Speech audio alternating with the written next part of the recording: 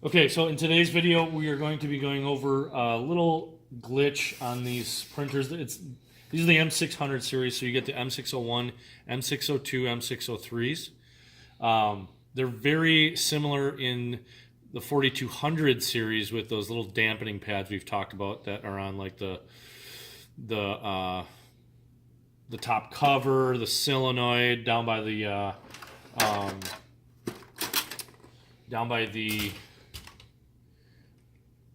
registration assembly. So if you look inside here real quick, you can see right here where my screwdriver head is.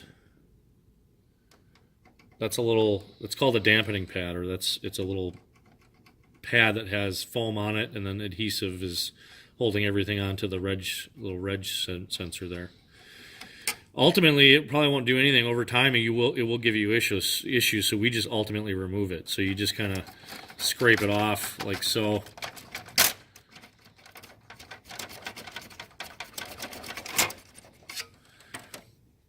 You know, there's probably going to be some adhesive left on that.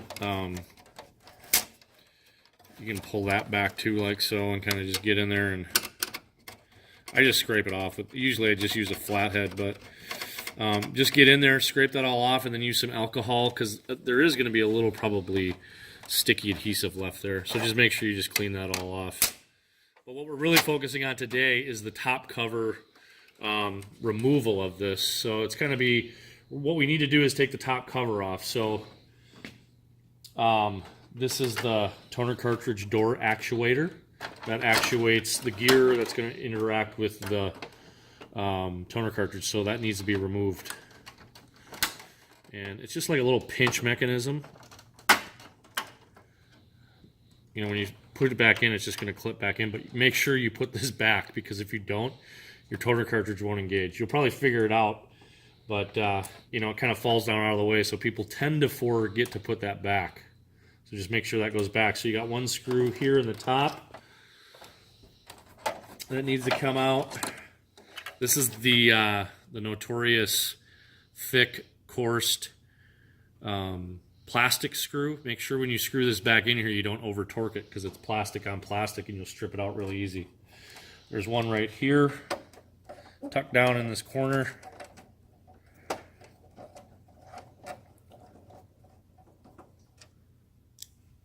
And then you got around the back side of the machine, you got this access panel. Just pops off. There's one up in this upper corner back here.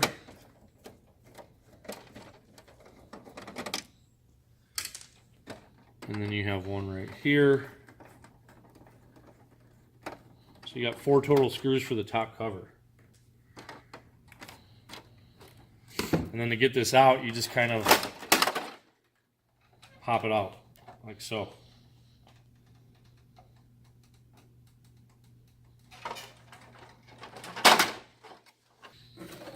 Okay, so you get the top cover off, and it's kind of laying on its top. So you probably want to put a towel down wherever you're working, if you have it. If you're doing this in the field, you might want to grab something just so you don't scratch and gouge the top cover. What you can see here, what we're going to be looking at is right here. See that little adhesive piece right there? That's going to have to come off. But there's also a piece inside here which people forget. So this can cause 13.5 paper jam errors. And you know, this, a lot of people are like, oh, this fuser, there's bad fusers. If you're inexperienced tech and don't know about this stuff, or if you're just someone that doesn't work on this stuff a lot, you're not really going to know about this kind of trick. And it's not really a trick, it's just something that happens over time.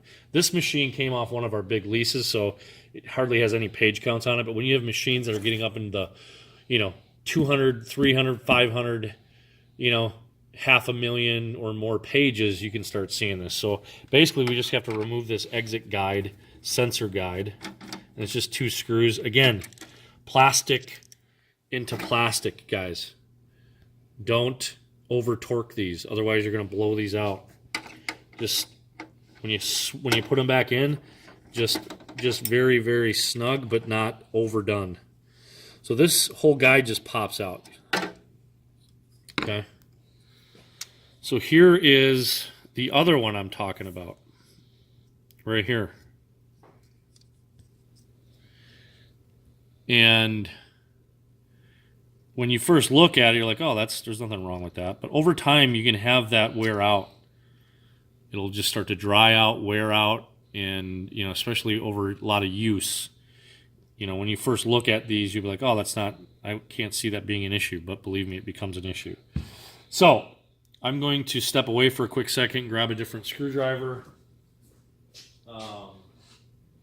So I just use the small flatheads,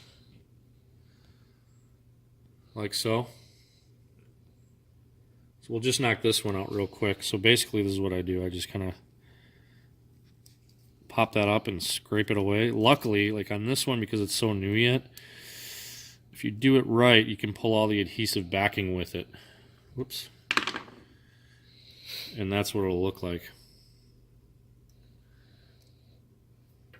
So none of that adhesive backing stuck on there. So you can see, like, over time that wears out. Like if you go back and look at my 4000 or 4200 series, you'll just see over time. And that's what will happen, is they'll just wear out and it'll wear down to that adhesive level, and then this will start sticking. But you know, this one actuates this one here. So you got a bunch of them. There's one on this one too, I forgot to mention. So not only did you have that one hiding behind here, you have this one on here. These ones are even worse because it's just foam. I mean, that stuff turns to dust real fast. So same thing. Just scrape it off. These ones, almost every time, that adhesive is going to stay. So if you just get down a little bit further and just use your thumb and kind of just roll it off, you can get a nice clean, it'll come off nice and cleanly. Sometimes, like this one, we don't have to do it, but if the adhesive sticks and it still kind of came off rough, just use a little alcohol. So that one can go back in, but you have a third one here. Same deal, foam. So that'll turn to dust real quick. So we just scrape that off. Same deal. Get as much of it off as you can without the adhesive. So that one's good. No residual. And basically you're done. So all you have to do is put this back in. Make sure your black sensor flags are sticking out. You can also look at right here. You can still see it on this one because this printer is practically new. There's a little grease on that, or a little silicone grease right there. Over time, these things will just get so loud. You know, that grease wears out. So if you're getting, like, if the back end of this machine is really loud, it could be part of, you know, this whole mechanism back here. Got that? The exit assembly. You can lube that up, but you can also lube up these sensors a little bit, because these will get a little kind of loud. And it can get loud pretty quick. Under 100,000 pages, they can kind of get really loud. So, but that's really it. So when you get this line back up, just get these back into place. You got tabs like where my finger is here. There's like a little tabbing thing there. Make sure that's all lined up. And then again, you're going into plastic. So just be really, when you do this, that's it. You just want to get it snug. You don't need to go any harder than that. Same deal. Snug. And that's really it. So all this mechanism is going to be good to go. Nothing's sticking. It's all solid. So if you want to swing back over here. So again, to put these back on, unlike the 4200 series, if you've watched that series, you know, that toner cartridge thing here, normally you got to feed that up through the top cover. This is much easier to get on. So basically you just set it back on and kind of just roughhouse it a little bit into place, and it's in. So generally what I do first is I just put all the screws back in. I gotta sneak past you.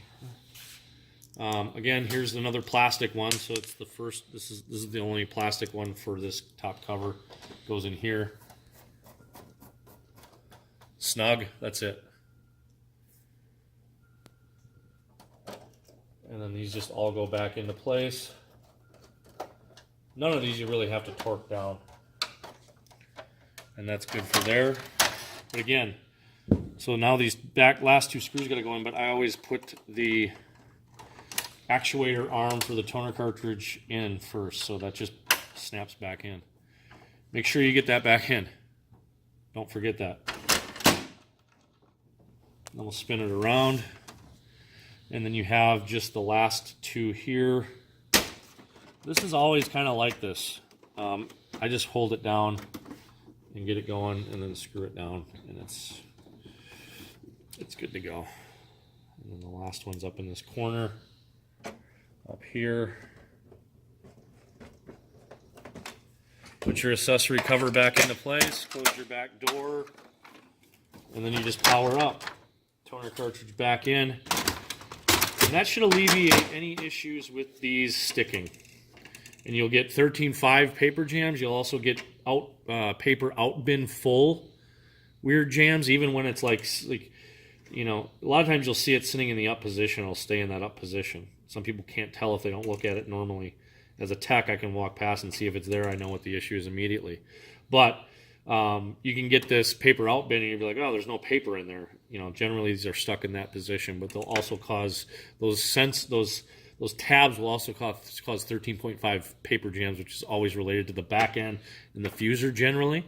So when you're looking at that kind of stuff and the fuser seems good and it's really intermittent, that's what you look for doing those tabs. So that's it. Thanks, guys. Any questions, comments, put them below. If you have printer needs, so on and so forth, call us in the office, 888-505-5004, etstoner.com. Thanks, guys.